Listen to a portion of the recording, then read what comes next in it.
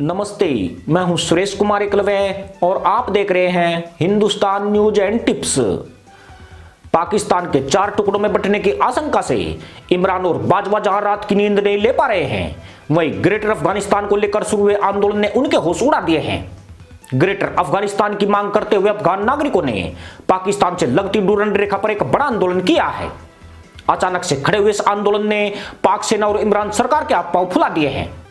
आंदोलनकारियों ने डूरंड रेखा को विवादित सीमा करार देते हुए अपने लिए अलग देश ग्रेटर अफगानिस्तान की मांग कर दी है।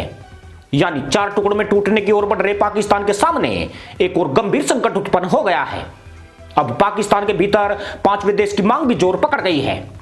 चौंकाने वाली बात यह है कि ग्रेटर अफगानिस्तान की मांग पश्तून और बलूच समुदाय के लोगों ने की है। इन्हीं के साथ पाकिस्तान की रैपिस्ट आर्मी का 36 का आंकड़ा चल रहा है। दरअसल पाकिस्तान और अफगानिस्तान के बीच की सीमा को डूरंड रेखा कहा जाता है। यह दोनों ही समुदाय इसे विवादित सीमा करार देते हैं।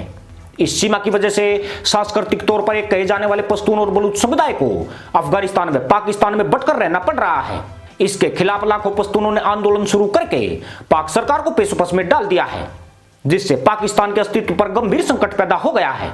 संकट इसलिए कि इस मुद्दे का परिणाम पाकिस्तान के विघटन के रूप में सामने आ सकता है। सिर्फ इतना ही नहीं, इस आंदोलन से प्रेरित होकर सिंध बलूचिस्तान जैसे प्रांतों में भी अलग देश की मांग जोर पकड़ सकती है। वैसे भी इन प्रांतों में लंबे वक्त से आजादी की मांग उठती रही है, जिसे पाक सेना ताकत के दम पर आज भी कुचलने में लगी हुई है। ग्रेटर अफगानिस्तान की आजादी के आंदोलन को पश्तून तहफ़्फ़ुज़ मूवमेंट यानी पीटीएम नाम से मंजूर अहमद पश्तीन जैसे नेताओं द्वारा खड़ा किया गया है। इन नेताओं की मांग है कि ग्रेटर अफगानिस्तान की स्थापना के लिए दोनों देशों की सरहद पर रह रहे पश्तून व बलूच नागरिकों को एक करना होगा। इन लोगों के लिए एक अलग देश बनाना पड़ेगा। अगर पाकिस्तान ने बल प्रयोग करके आंदोलन दबाने का प्रयास किया तो उसके साथ आर पार की जंग लड़ी जाएगी। सिर्फ इतना ही नहीं, उन्होंने कहा है कि उनका आंदोलन सशस्त्र और राजनीतिक रूप से पाकिस्तान के साथ संघर्ष को तैयार है। जब तक पाकिस्तान ग्रेटर अफगानिस्तान की उनकी मांग स्वीकार नहीं करता, यह आंदोलन जारी रहेगा। ये जो फौजियों को मारा, इससे ज्यादा तो हमारे आम आवाम को मारा है। सही है, सही है। 70,000 पश्तून मारे गए हैं। अब यहाँ पर जब खुद दावा करे, जब करने वाले खुद दावा करे कि ये हमने किया है, हम उसके बाद भी उन पर दावा न करे कि आपने नहीं किया है, ये ज़रात वालों ने किया है या ये जंगलात वालों ने किया है या एजुकेशन वालों ने किया है। हमारा कत्ल जिसने किया है हम उसी की तो बात करेंगे।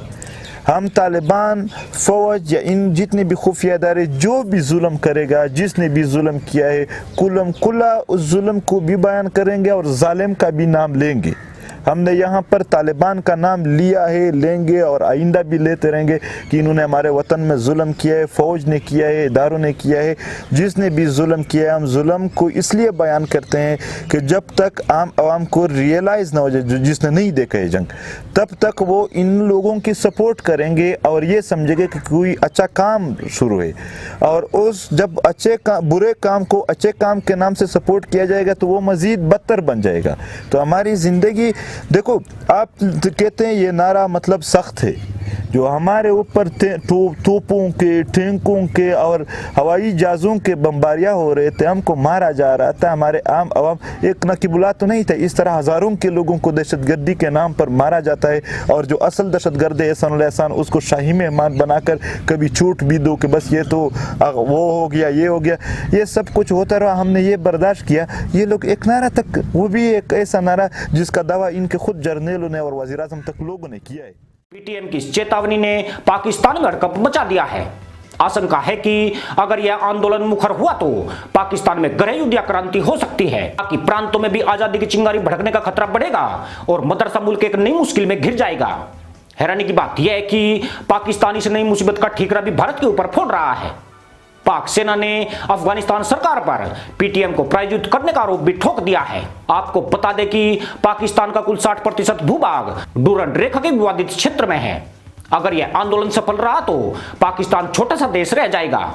इसके बाद केवल 40% पाकिस्तान ही बचेगा। ऐसे में बाकी के सूबे भी अपने को अलग देश घोषित कर सकते हैं। अफगानिस्तान के पूर्व राष्ट्रपति हामिद करजई ने हाल ही में कहा था कि पाकिस्तान द्वारा अफगान लोगों को दबाने का यह एक तरीका है। पाक चाहता है कि लोग इसी को वास्तविक सीमा स्वीकार कर ले। अंग्रेज नौकरशाह सर हेनरी मोर्टिमर डूरंड ने अफगान अमीर अब्दुल रहमान के साथ मिलकर 1893 में यह सीमा तैयार की थी। इसके आधार पर ब्रिटिश, भारत और अफगान राजतंत्र के बीच कूटनीतिक संबंध बने थे। 2640 किलोमीटर लंबी डूरंड रेखा को भू राजनीतिक और भू रणनीतिक दृष्टि से विश्व की सबसे खतरनाक सीमा माना जाता है। मजे की बात यह है कि भारत भी डूरंड रेखा को खत्म करने का समर्थन करता है। भारत ने संयुक्त राष्ट्र में भी इसके खिलाफ आवाज उठाई है। भारत का आरोप है कि डूरंड रेखा आतंकियों की पनाह गांव में तब्दील हो गई है, इसलिए इसे खत्म करके क्षेत्र में शांति की पहल की जाए। यही वजह है कि ग्रेटर अफगानिस्तान की मांग के लिए उठे आंदोलन को पाकिस्तान भारत से जोड़कर देख रहा है। इसका एक कारण यह भी है कि डूरंड रेखा के आसपास के इलाकों में 95 लाख पश्तून रहते हैं। पाकिस्तानी सेना इन्हें अपना सबसे बड़ा दुश्मन मानती है। आज जो आंदोलन खड़ा हुआ है उसकी शुरुआत भी 20वीं सदी के मध्य में हो गई थी। उस दौरान दोनों ओर के इलाकों में पश्तूनों में स्वाधीनता आंदोलन छिड़ गया और स्वतंत्र पख्तूनिस्तान की स्थापना हो गई थी। मगर पाकिस्तान की रैपिस्ट आर्मी ने इस आंदोलन को पूरी तरह कुचल दिया, जिसमें हजारों पश्तूनों को भी शहीद होना पड़ा। अफगानिस्तान डूरंड रेखा को सदैव अस्वीकार करता रहा है, जबकि पाकिस्तान का अस्तित्व इस रेखा पर पूरी तरह टिका है। यह रेखा पश्तून जनजातीय क्षेत्र से होकर दक्षिण में बलूचिस्तान के बीच से होकर गुजरती है। यही कारण है कि डूरंड रेखा पाकिस्तान और बलूचों को दो हिस्सों में बांट देती है, जिसके दोनों तरफ एक ही संस्कृति और बोली वाले लोग अलग अलग हो जाते हैं। ग्रेटर अफगानिस्तान की मांग करने वाले संगठन पीटीएम को अफगान सरकार का पूरा समर्थन है। पीटीएम का मानना है कि 1893 में खींची गई यह रेखा पूरी तरह विवादित है और इसमें उनकी रायशुमारी शामिल नहीं थी। चूंकि अंग्रेज नौकरशाह ने अफगान बादशाह के साथ इसका समझौता किया था, इसलिए भारत से 1947 में अंग्रेज राज खत्म होते ही समझौता भी खत्म हो गया। चूंकि भारत के पीओके और अफगानिस्तान के बीच भी 106 किलोमीटर लंबी डूरंड रेखा लगती है, इसलिए भारत भी इसमें एक पक्ष है। कहने वाले तो यह भी कहते हैं कि अफगान बादशाह के मरते ही यह समझौता रद्द हो गया था। कुछ यह भी कहते हैं कि यह समझौता 100 साल के लिए हुआ था, जो 1993 में खुद ही खत्म हो गया। पर यह समझौता खत्म हुआ या नहीं हुआ, पर इस वक्त पाकिस्तान जरूर खत्म होने की तरफ बढ़ रहा है। देश में पीटीएम इकलौती ऐसी पार्टी है जिसने पाक सेना को खुली चुनौती दे रखी है। पीटीएम का दक्षिण वजीरिस्तान में अच्छा खासा सपोर्ट बेस है। मशहूर होती पार्टी को सेना ने आतंकी और विदेशी ताकतों का मोहरा तक कहा है।